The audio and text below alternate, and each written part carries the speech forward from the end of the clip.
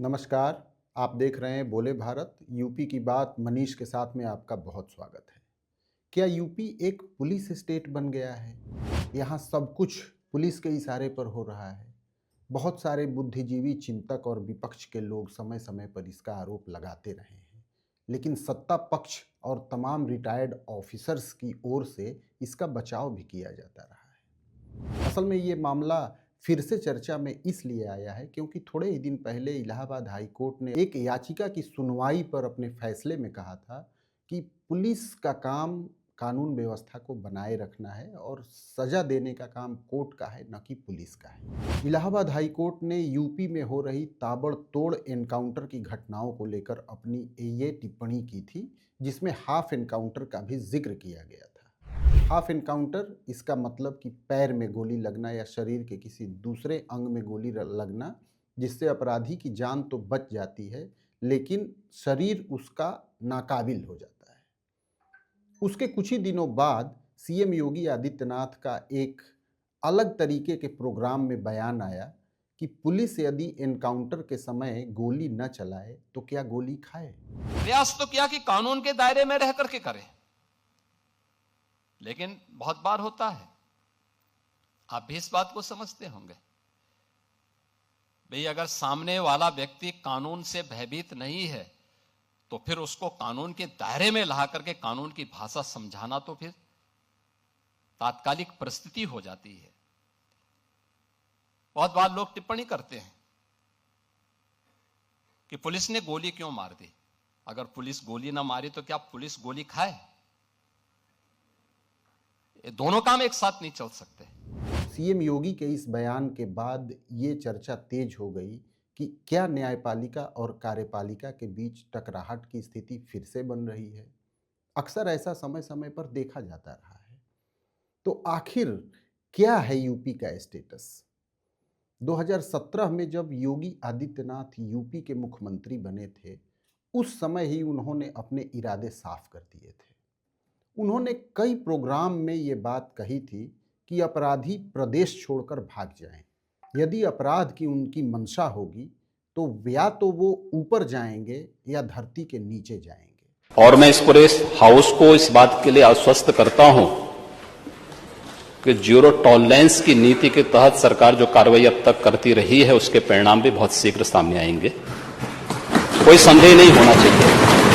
उसी समय पुलिस को ये संदेश मिल गया था कि स्टेट में अपराधियों के खिलाफ किस तरीके से कार्रवाई की जानी चाहिए।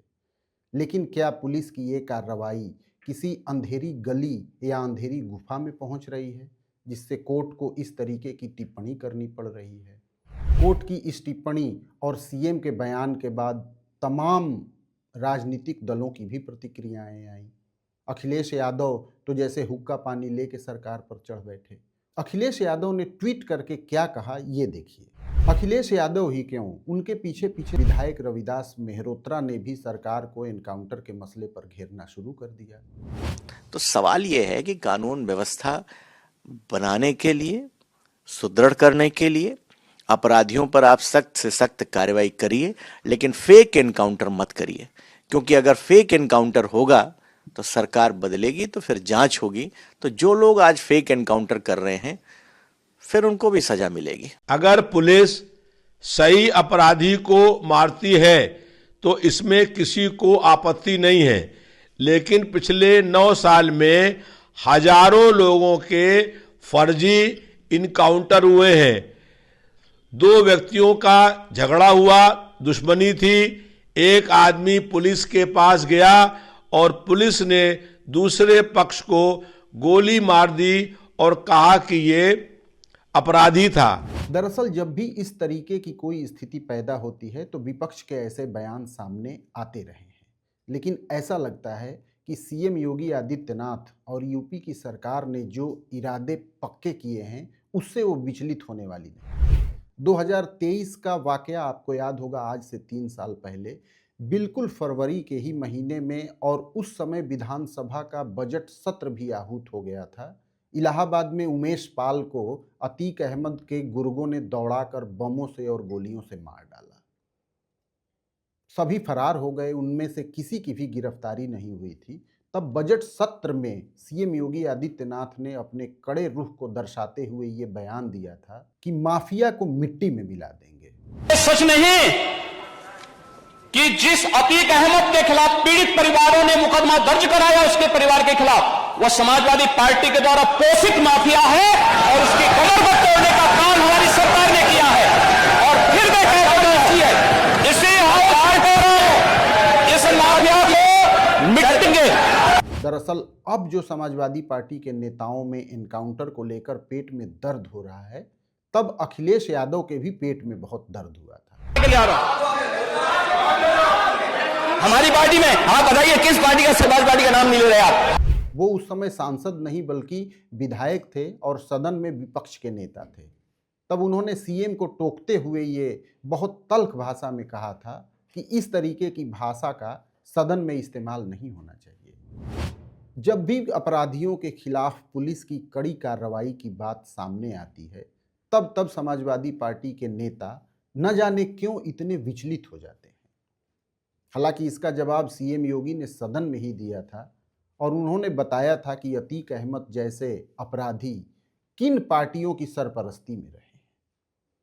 तो ये द्वंद्व कोई नया नहीं है। आइए एक नज़र डालते हैं कि यूपी में एनकाउंटर की क्या स्थिति है और किस तरीके से पुलिसिया कार्रवाई अपराधियों के खिलाफ देखने को मिली है।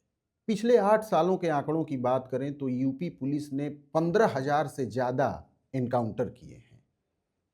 इन एनकाउंटर्स में बड़े अपराधी तो मारे ही गए, लेकिन बड़ी संख्या में अपराधियों का हाफ एनकाउंटर भी हुआ, यानी वो बुरी तरीके से घायल हुए। लेकिन इस तरीके के एनकाउंटर में सिर्फ अपराधियों ने नुकसान नहीं उठाया, बल्कि यूपी पुलिस को भी बहुत नुकसान उठाना पड़ा। इन एनकाउंटर्स की घटनाओं में 18 पुलिसकर्मियों को अपनी शहादत देनी पड़ी और तो और लगभग 1800 जवान इन एनकाउंटर्स की घटनाओं में घायल भी। यदि एनकाउंटर की इन घटनाओं को देखें तो औसतन 5 एनकाउंटर प्रदेश में हर रोज हो रहे हैं।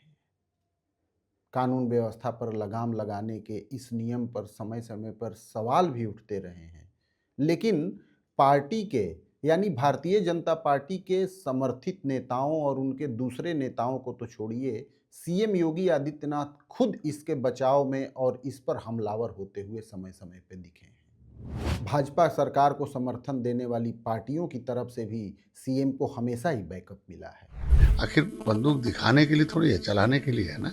तो चलाया कब जाता, हमेशा थोड़ी चलाया जाता, जब तब चलाया जाता है। तो ऐसे में बड़ा सवाल ये उठता है कि क्या संतुलन कायम करने की भी कोई विधि है? क्या कोई ऐसा रास्ता है जिससे कार्यपालिका भी खुश रहे और न्यायपालिका भी खुश हो और साथ ही साथ जनता भी खुश रहे?